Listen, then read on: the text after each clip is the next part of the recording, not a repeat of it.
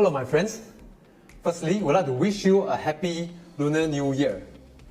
And now it's the start of the year, and I think it would be great to share with you the outlook of 2022 of Unicorn. So I think the theme, I would say, of 2022, I call it one step back, three steps forward. So it will be characterized by a year of two halves. The first half will be a one step back, which means I think the monetary situation will tighten and we will see a general decline in the stock market. However, it will give us a window of opportunity to be positioning for the second half, which I call it three steps forward. Where we position well, the second half will be changed. I think where monetary situation is going to stabilize, and the stock market is going to stage a sharp comeback.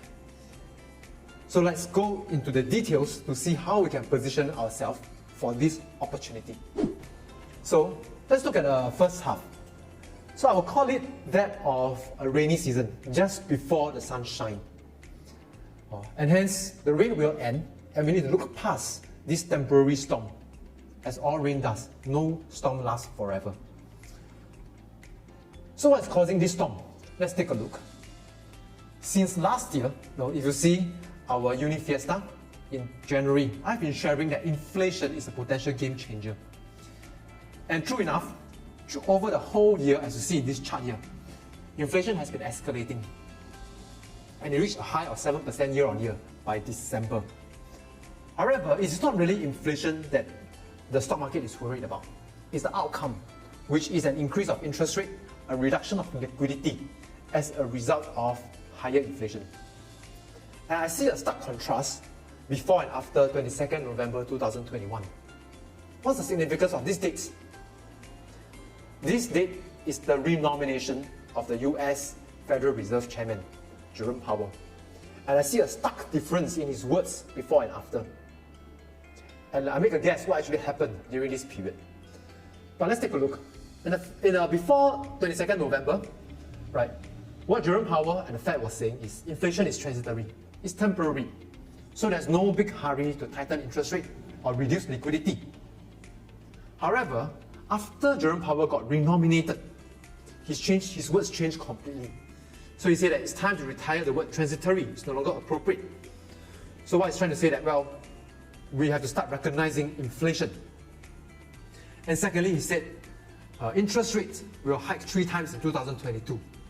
Bear in mind, previously, he said that interest rate will only increase in 2024. And now we are looking at 3 interest rate increase in 2022. And that's a big contrast. What I think Jerome Powell is trying to do, well, I guess Joe Biden, the US president, must have spoken to him, this is my guess, during this period, to ask his help to calm the inflation markets using strong words. And that's what he's doing now, using very strong words to try and put down inflation. And this has already caused a decline, especially in the growth company, since the start of the year. So the Nasdaq, which represents growth company, has declined close to 10% since the start of the year. And I think they may have some more room to go. However, if this is the first half and we position well, we will eventually welcome the second half of 2022, which will be a stark contrast to the first half of 2022, in my view. The first half is marked by that of strong words. Second half, we'll see a reversal, that we realize that Jerome Powell will probably be more buck than bite, which means he's trying to use strong words, but he's not going to carry through fully. So the second half, I think inflation is going to come down because quite a fair bit of these factors that cause inflation are still temporary.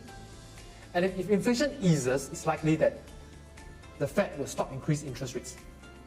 And if that happens, equities is going to stage a strong comeback.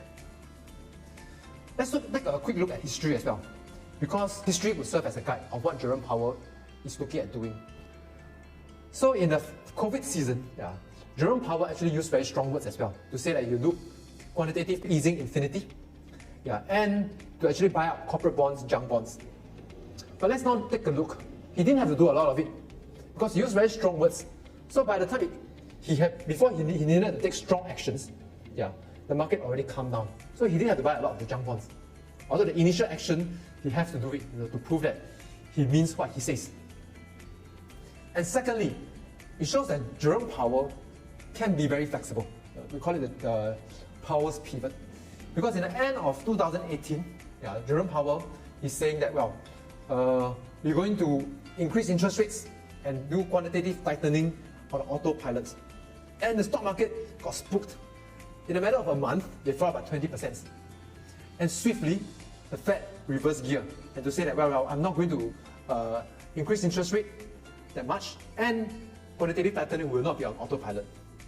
And 7 months after that, he actually reversed gear. Instead of increasing interest rate, he decreased interest rates, which means he can be changing course very quickly. And I think he will do likewise. The moment inflation comes down, he will stop increasing interest rates. Let's take a quick look at China as well. China has dropped about 30% last year. I think it's found its foot, it's probably bottoming out.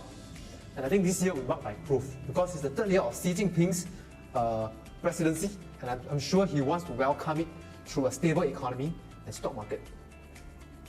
So what does this mean for all of us? Okay, I think it's about how to capture the opportunity in 2022, marked by two halves.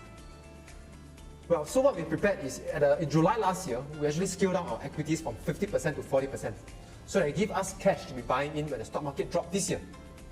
And if you can position well in the first half of this year, congratulations. I think your wealth is going to ride the stock market after this rainy season when the rainbow and sunshine reappear.